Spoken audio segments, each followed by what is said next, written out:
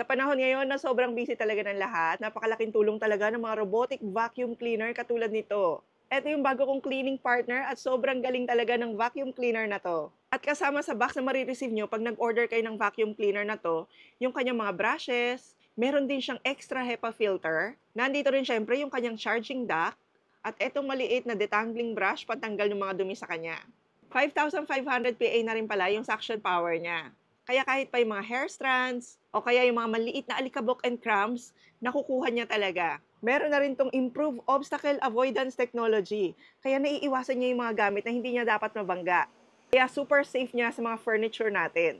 Sobrang slim lang din pala ng kanyang design, kaya kahit pa nga sa mga ilalim ng inyong kama, ng inyong mga mesa, kayang-kaya niyang sumuot. Meron din siyang 550 ml na large dustbin with HEPA filter pa. Kaya perfect talaga para maiwasan yung mga allergens sa bahay. Pwede nyo rin pala siyang kontrolin gamit lang yung Lefant app. Pwede mo ring iset lang yung schedule, tapos siya nang bahala sa paglilinis. Tapos pag lobat na siya, automatically bumabalik siya dun sa kanyang charging dock. Up to 150 minutes ang kanyang cleaning time. Kaya abot kahit pa malaki yung mga bahay nyo.